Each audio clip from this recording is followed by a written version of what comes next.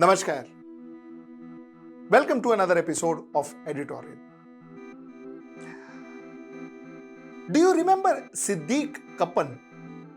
Siddique Kappan was the same journalist from Kerala who had gone to cover the Hathras rape and murder case way back in October 2020, got arrested in Uttar Pradesh on the 5th of October, was put behind bars. The police alleged that he had links with PFI, the now banned organization. He claims he doesn't have. He has no relation with PFI or any other organization. Anyway, he was behind bars. He was given bail on February of 2023, this month. So from October 2020 to February 2023, he was behind bars. I spoke to him to understand as to what happened on the 5th of October 2020. I spoke to him to understand, does he really have links with PFI? I spoke to him to understand, if not, then why was he arrested? And I spoke to him to understand what was his experience in the jail, in this entire process where he was interrogated, he was put behind bars. What was his experience? So that's my editorial tonight.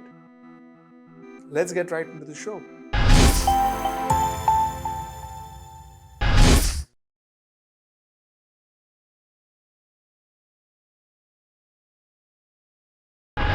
Let me get right into the questions. Siddique, how does it feel? How does it feel to be back? How are you? How's your family? I am fine now. I am feeling happy and proud. Basically, me the true meaning of freedom. Happy back family to me, to relatives and friends, but a world without my dear mom.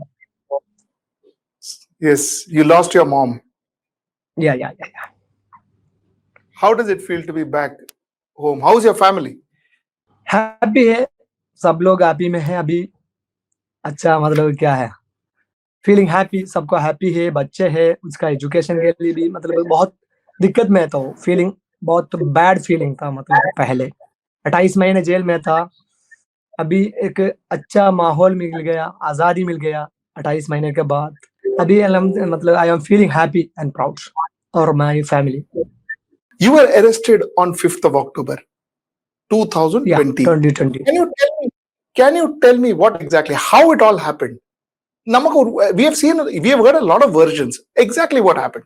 मैं दिल्ली से अक्टूबर 5th 2020 Delhi से हाथरस जाने के लिए कोशिश किया. मैं एक आई बुकड ओला कैब, ओला से बुक किया. बहुत बार मैंने ट्राई किया, मतलब एक जाने के लिए, किसी का साथ जाने के लिए. हम अकेले था यूपी में, मुझे नहीं मालूम क्या है, किधर है हाथरस, लोकेशन किधर है, और उधर का लोकल लैंग्वेज भी नहीं आती थी मुझे. इसलिए मैं मेरा एक दोस्त को बुलाया. दोस्त मतलब एक स्टूडेंट था, वो जामिया मिलिया में. उसको कॉल कर दिया. 2-3 बार कॉल किया मैं उसको. वो बताया मुझे अभी एग्जाम का टाइम है, मैं IPS IAS के लिए प्रिपरेशन में है, इसलिए मैं नहीं आती हूँ, आपका पास नहीं आता. बहुत लोगों को मैं कॉल किया, मेरा एक कंपनी के लिए और एक ट्रांसलेटर, लोकल लैंग्वेज उधर का हाथरस का लोकल मतलब विलेज है, बुलगड़ी विलेज में. हमको नहीं मालूम क्या हिंदी में लोकल लैंग्वेज भी नहीं आती था, इसलिए मैं मेरा एक कंपनी को मिलके जाने के लिए कोशिश किया. मेरा पहले भी मैं 29 सितंबर को इस कांड के बाद, मतलब ये लड़की का हत्या के बाद, रेप के बाद, ये 29 सितंबर को इंतकाल हुआ, उसके बाद जाने के लिए कोशिश किया मैं. बहुत मेरा दोस्त, जर्नलिस्ट दोस्त को भी कॉल किया. सब लोग बताया अभी हम नहीं जाएगा उधर, लेकिन मैं उस टाइम एक ऑनलाइन पोर्टल में था. मुझे इसका मतलब क्या हुआ उधर, मतलब पुलिस मतलब इस लड़की को जलाया, मतलब विदाउट परमिशन ऑफ लड़की का फैमिली का परमिशन बिना ये लोग ऐसा एक ड्रामा, मतलब उधर ये लड़की को क्रिमेशन किया, इसको डेड बॉडी जलाया.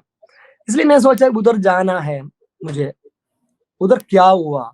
क्यों पुलिस ऐसा इतना जल्दीबाजी से इस लड़की को क्रिमेशन किया? उसका एक रियल फैक्ट बाहर जाने के लिए मैं कोशिश किया। अक्टूबर 5 सुबह 7 बजे, अराउंड 7 बजे मैं दिल्ली से एक गाड़ी पकड़ के उधर जाने के लिए कोशिश किया। तकरीबन 1 घंटे, अराउंड 1 आवर सफर किया।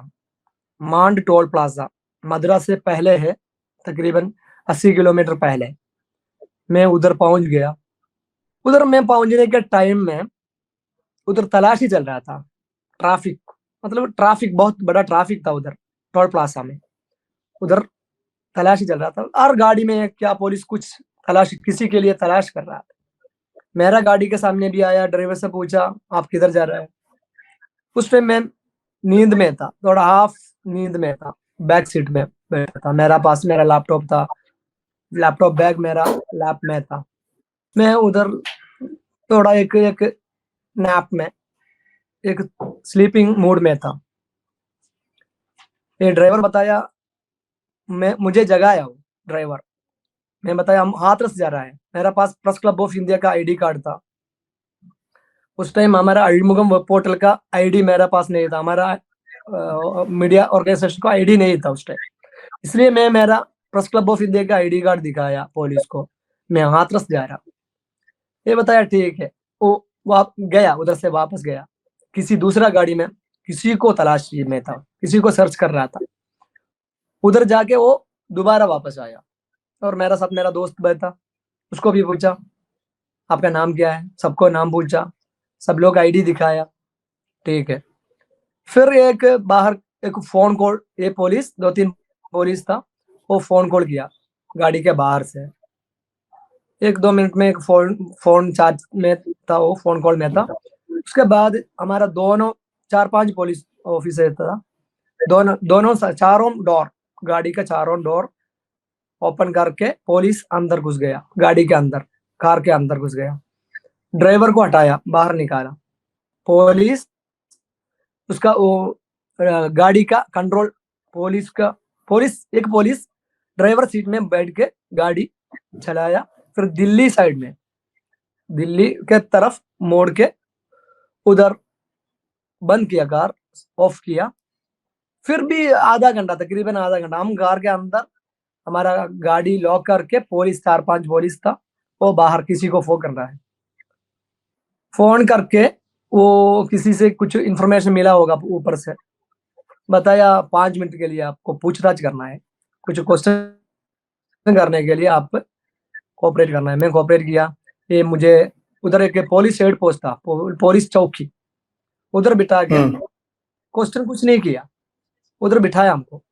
हम उधर आराम से बात करके, पुलिस से मजाक बात करके, शाम को 6 बजे तक उधर बिठाया हमको।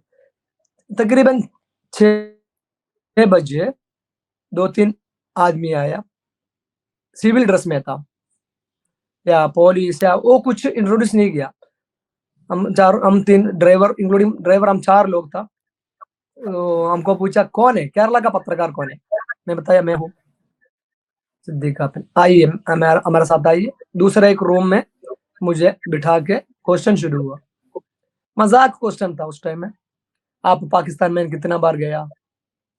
आपको कौन भेजा हाथरस? कौन सी सीपीएम, 2-3 सीपीएम लीडर्स का नाम बताया। पूछा ये इसमें कौन भेजा आपको उधर? पहले मेरे लिए ये था माओइस्ट, सीपीएम, कम्युनिस्ट, ऐसा क्वेश्चन था फर्स्ट डे 5 दिसंबर को। फिर नेक्स्ट डे, वो उस दिन 5 तारीख को सुबह तक हमको क्वेश्चन किया। कभी ये आया एटीएस, मिलिट्री इंटेलिजेंस, कितना एजेंसी हम है हमारा इंडिया में, भारत में, सब लोग 1-2 आदमी सुबह तक सोने के लिए भी मना किया। सुबह तक तकरीबन 4-7 बजे तक मुझे क्वेश्चन किया। सबको क्वेश्चन किया, चारों को क्वेश्चन किया, लेकिन मुझे ज्यादा क्वेश्चन किया। और क्वेश्चन के टाइम में बहुत स्लैपिंग, थप्पड़ मारना है, सब था। Police slapped me several times and they beat me on my legs and feet asked absurd questions during interrogation. They tried to force me to admit having links with Maoist, terrorist. They questioned whether I ever visited Pakistan or whether I used to eat beef. ऐसा question, कितना बार आपको beef खाता है क्या, आप कितना बार इस्लामाबाद गया, जाकिर नाइक को कितना बार मिला, आपको गर्लफ्रेंड है क्या, ऐसा मतलब मजाक क्वेश्चन। मैं सोचा ये तमाशा होगा, पुलिस का क्वेश्चनिंग ऐसा नहीं है। मुझे नहीं मालूम क्या या इसका मतलब क्या है, मुझे नहीं मालूम था। ऐसा क्वेश्चन था। इस्लामाबाद में कितना बार गया, आप बीफ खाता है क्या, हाथरस के बारे में, हाथरस का आप क्यों हाथरस जा रहा है, उसके बारे में क्वेश्चन यही था। सुबह तक क्वेश्चन किया मुझे और मेरा परिवार पूरा रिलेटिव के बारे में, उसको डिटेल्स भी कलेक्ट किया। भाई कितना बहन, माँ का अंकल, सबका नंबर, ये किधर काम कर रहा है, बहुत मेरा एक फैमिली ट्री, मतलब फैमिली का पूरा परिवार का हिस्ट्री वो लिख के गया। फिर नेक्स्ट डे 6 तारीख को तकरीबन 10 बजे मॉर्निंग मुझे एक गाड़ी में बिठा के एक इनोवा टाइप गाड़ी था, एक ब्लैक गाड़ी, उसमें फ्रंट में पुलिस गाड़ी नहीं था वो, उसमें फ्रंट में एक बीजेपी का फ्लैग था गाड़ी में। उस गाड़ी में बिठा के मुझे नहीं मालूम किधर जा रहा है ये लोग, बहुत है मतलब हैवी स्पीड में, और एक मतलब क्या है एम्प्टी प्लेस से, मुझे नहीं मालूम कहाँ से जा रहा है। तकरीबन 1 घंटे सफर किया इस चौकी से। फिर हम एसडीएम मदुरा एसडीएम या मांड एसडीएम के सामने पेश किया हमको। मैं बताया सर ये एसडीएम से मैं बात किया बताया ये हमको कल सुबह पकड़ा, अभी हमको आपको एक मतलब 24 आवर्स हो गया, अभी सुबह अभी हम इधर पहुंच गए, हमको नहीं मालूम क्यों हम इधर लेके आया। वो बताया आपको ये ब्रीच ऑफ पीस, मतलब शांति भंगन का दायरा लगा के आपको इधर लेके आया। उस टाइम मुझे पता चला मेरा ऊपर क्या चार्ज लगाया, 151 आईपीसी 151 सेक्शन 151 लगा के मुझे एसडीएम के सामने पेश किया। मैं एसडीएम से बात किया, सर हमको पर्सनल बॉन्ड है 151 है, पर्सनल बॉन्ड में हमको बेल दे दो, हमको छोड़ दो। वो बताया कोई आएगा तो हम आपको छोड़ देगा, ऐसा बताया। फिर हमको 14 दिन के लिए जेल भेजा। उस दिन पुलिस क्या किया, white sorry Was this police remand or judicial custody? Judicial custody SDM judicial custody भेजा हमको। जुडिशियल कस्टडी में भेजा। उस टाइम ये क्या किया पुलिस, व्हाइट पेपर में, एक ब्लैंक पेपर में, A4 पेपर में हम चारों का साइन जबरदस्ती फोर्सफुली साइन लगाया, हम हस्ताक्षर सिग्नेचर। फिर हम पूछा क्या है यार, बताया वो 14 दिन के लिए आपको जुडिशियल कस्टडी भेजा एसडीएम, हमको कुछ नहीं दिखाया वो। मैं एसडीएम से डायरेक्ट बात किया, हमको पर्सनल बॉन्ड में बेल दे दो। वो बताया कोई आएगा तो आपको बेल में छोड़ देगा, ऐसा बताया। लेकिन हमको उधर एक स्कूल था टेम्पररी जेल, उस टेम्पररी जेल में हमको मतलब हाउस की मतलब रखा उधर। तकरीबन 11-12 बजे हम स्कूल पहुंच गया। एक स्कूल रूम था वो, क्वारंटाइन सेंटर, मतलब temporary jail. School class room में तकरीबन 50 लोग था, एक क्लास रूम में 50 लोग को बिठाया उधर बहुत परेशान था। मतलब क्वारंटाइन का कुछ सुविधा नहीं था, कुछ फैसिलिटीज नहीं था, क्लीनिंग साफ सफाई नहीं था, टॉयलेट भी नहीं था उस स्कूल में। एक रूम में, हर एक रूम में 50 लोग को बिठाया उधर हम लेटा। उधर एक फट्टा लगाया, एक साक बिछा के हमको उधर बिठाया। नेक्स्ट डे 7 तारीख को दोबारा हमको कोर्ट में पेश किया। 6 तारीख को हम जेल में, तो ये क्वारंटाइन टेम्पररी जेल में था। 7 तारीख को दोबारा कोर्ट में पेश किया। वो डीजे कोर्ट था, मथुरा डीजे कोर्ट, डिस्ट्रिक्ट जज का सामने पेश किया। उस टाइम हमको पता चला हमारा ऊपर मतलब बहुत बड़ा दायरा लगाया। उस दिन भी हमको नहीं मालूम कौन सी दायरा था, यूएपीए या कुछ दायरा के बारे में हमको नहीं पता था, लेकिन उधर बहुत टाइट सिक्योरिटी, बहुत बहुत लोग, जर्नलिस्ट लोग भी था, मीडिया पर्सन्स था, बहुत टाइट, मतलब एक हॉरर सीन था उधर। जेल का बाहर, जेल का सॉरी कोर्ट के बाहर और कोर्ट रूम में भी बहुत भीड़ था। उधर भी हम बताया, जज को हम बात किया, लेकिन हमको जज सुनने के लिए, के लेडी जज था, वो सुनने के लिए तैयार नहीं। उस दिन हमको नहीं मालूम हमारा ऊपर यूएपीए डाला या कुछ क्या दायरा, सेडिशन दायरा, सेक्शंस डाला, वो हमको नहीं मालूम था। ये तक 5, 6, 7 दिन का तारीख का issues. So, tell me, why exactly was PF? Why were you linked with PFI? ये क्या था? Why did this happen?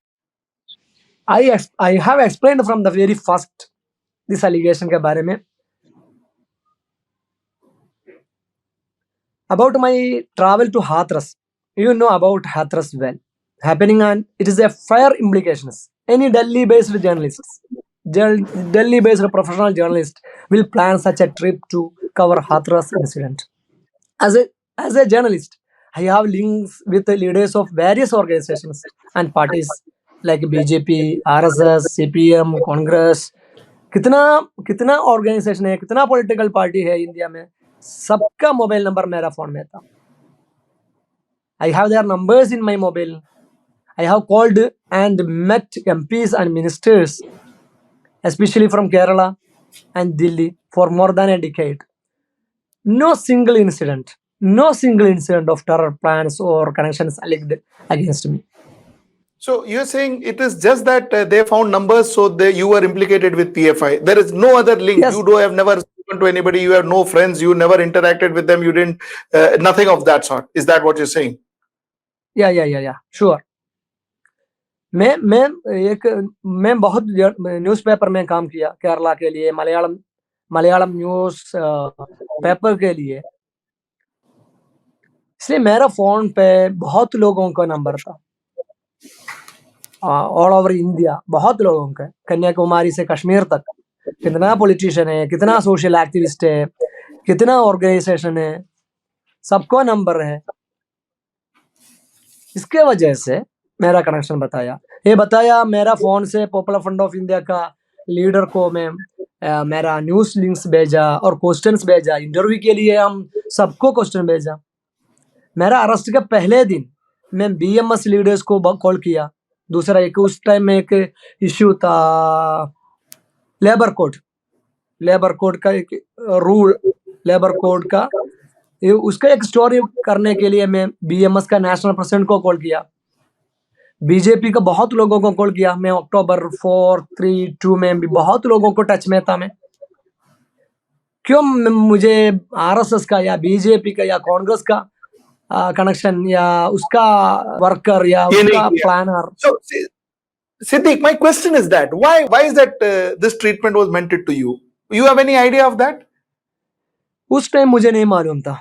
अभी मैं सोच रहा है वो दिल्ली दंगे के बाद केरला का 2 media channel, news channel, Asianet and media one, उसको पाबंदी मतलब उसको बैन किया। Home ministry, central home ministry उसको बैन किया 2 दिन के लिए, 48 आवर्स के लिए बैन किया। उस टाइम मैं Kerala union of working journalist union का सेक्रेटरी था दिल्ली में। इस गवर्नमेंट का इस मतलब एक्ट के खिलाफ, इस डिसीजन के खिलाफ मैं जंतर मंतर में हमारा केरला यूनियन वर्किंग जर्नलिस्ट का अंडर में एक प्रोटेस्ट, एक प्रदर्शन किया। उसमें बहुत लोग, बहुत पॉलिटिकल लीडर्स शामिल था, लेकिन उसको लीड किया मैं। सरकार का इस डिसीजन के बाद इस चैनल का